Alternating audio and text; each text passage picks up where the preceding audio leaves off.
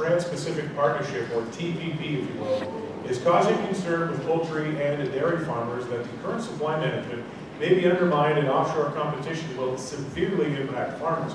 Because both of those sectors are prominent in the United Counties, what would you do to ensure that our farmers are protected? And we begin here with Mr. Lozo.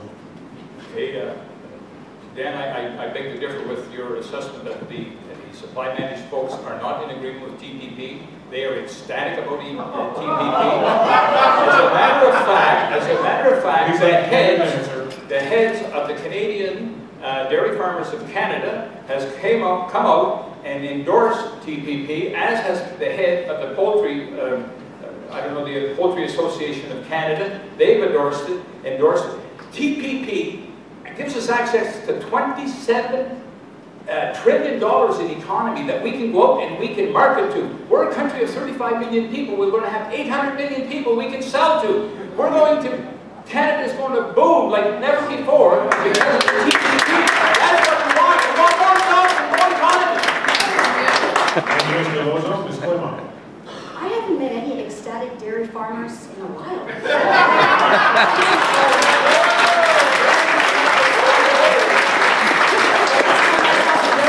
They were actually protesting in Ottawa with their cows on Parliament Hill, so I don't think they were.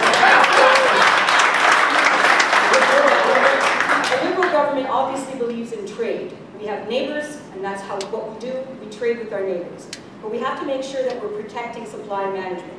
It is the system that works the best, that gives us best quality milk, and so we have to make sure that that's protected.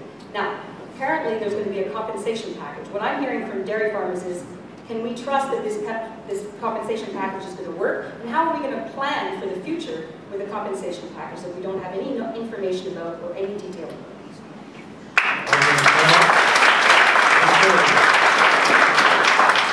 My real concern is about how this affects neighbors. You have a dairy farmer with a beef farmer as a neighbor. They're going to be locking heads with each other because one is going to get help, the other is looking forward to the TPP. Until we see the draft and the real wording of this TPP, I think we have concerns. But the other thing that concerns me about the fact that we haven't seen the draft yet is that it's known that there are several big companies, and I could list them off, that have already had access to the text, whereas our democratically elected people, such as Mr. Lozo presently, or us as citizens, we have not seen the draft, but there's big companies, especially in the U.S., who have seen this draft.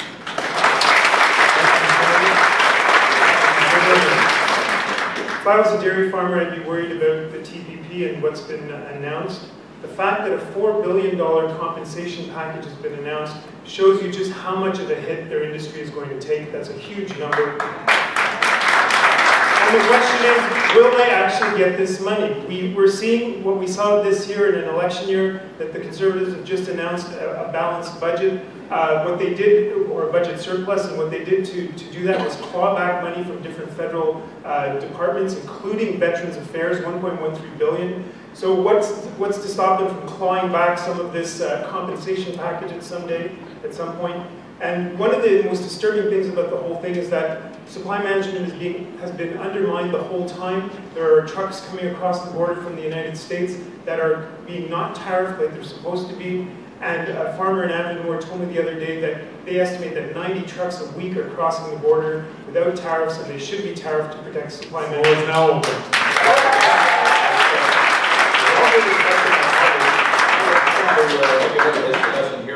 The Conservative Party of Canada, this riding association right here in 2006 was the instrument we put in the only Canadian, the Canadian Conservative Party of Canada is the only party that has the guarantee of supply management in their policy.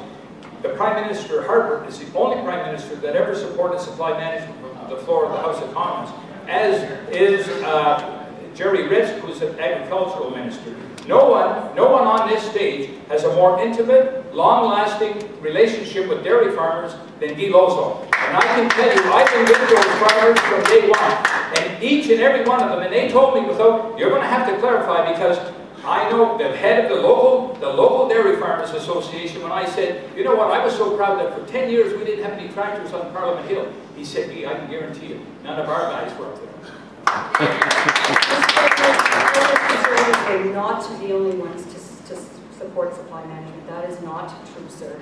And the other thing about supply management is that it has taken additional hits, not just under TPP, but under the European Union agreement, CETA, from last year. So there's already been a hit on supply management, and we don't even know how that's going to be factored in. And now we have a TPP hit on supply management.